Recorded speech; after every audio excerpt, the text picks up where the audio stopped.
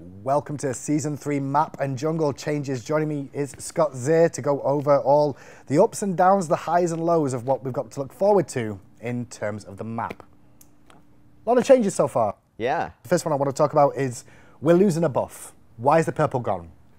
Purple was something we introduced in Season 2. I think the main reason is that when we really looked at the jungle from Season 2, it was very complex. Well, the junglers generally had to be everywhere at the same time, right? That's right. There was a lot of demands on where they should be, and it made little time for them to take actions around ganking and other things that they might want to be doing. So we kind of looked at saying, hey, 4 buffs for 5 teammates, that's just a lot going on. Okay. So we want to make buffs more important, more valuable again, and one of the ways to do that is to, again, limit how many there are. So there's going to be 3 buffs now. That's right. There's blue and red. And the blue is going to be at the speed, where old speed buff used to be. That's right. So it's more centralized now. So we said there's 3 buffs, but that's just 2. Where's the speed then? Yeah, so there's... Speed exists still? Speed still exists. Okay. It's kind of in a new area. Around the fire giant layer, which is a space that really didn't get a lot of use for us. Area, yeah. There's now these little, we'll call them fire elementals. We're still working on concepts. And there's several of them, and each of them will give the speed buff. And if you get multiples of them, it'll either increase potency or speed. We're still experimenting with it a little bit. But that's where you can now pick up your speed. Okay, so we're going to see a speed buff in that sort of area there, blue buff. Red buff stays the same though, right? Red buff's in the same spot as it was. However, the design of the pits where they spawn in of the buffs of blue and red now are more open. There's like 3 ways in, I'd say. Yeah, really what we wanted to do was, it was very hard to invade and to be aggressive.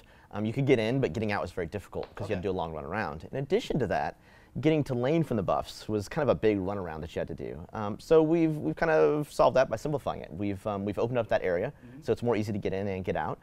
Which is better for both traversing the map and for if you're trying to be aggressive and invade. We've seen some other changes to the map layout as well, like back harpies have now been pulled up into the map. Yeah, it's really to get them more involved in the general play of the map and less something you just do when you happen to be running back from spawn. It also means you can get them when you invade too. That's right. Actually as well, so you can see a little bit more fights over them as well. So map a little bit clustered, a little bit more in the middle area, at least with the back harpies moving in too.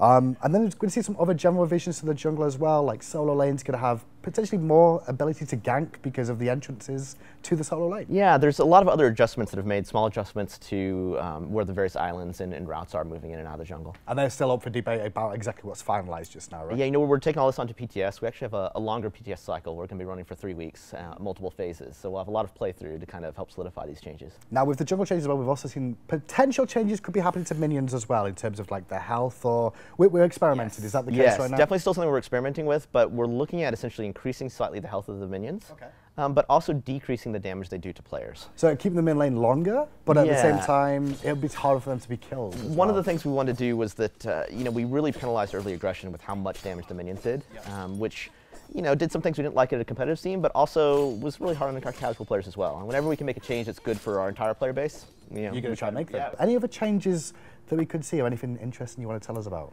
Yeah, actually we have a really great graphical update that we're doing. Okay. We've added support now for edge highlighting, is kind of what we call it, which is where the highlight is actually around the god now when you're targeting on them. One, this is aesthetically we like it because no longer is the god filled in all red. You can still see the details on it. It's a little bit more clear what you have highlighted. But actually there's a big gameplay difference that's happening here too. Because now when you look at a god on the other side of a wall or a target or a minion on the other side of a wall, you can actually tell, assuming you have vision to them from an ally or a ward, you can actually tell if you have them highlighted for targeting. So you get that feedback of the highlighting as well. And that's going to be through all game modes, not just... No, that's an across-the-board kind of graphical update that we're doing. This was a little look at the map changes for Conquest for Season 3. Nothing is finalized just this second at the time of filming this, but most of it's probably going to be likely. That's right. Most of this will be on PTS, and we'll see where it goes from there. Anyway, with that, that's the end of the jungle changes for Season 3. Find out a little bit more detail about the map changes as things move forward.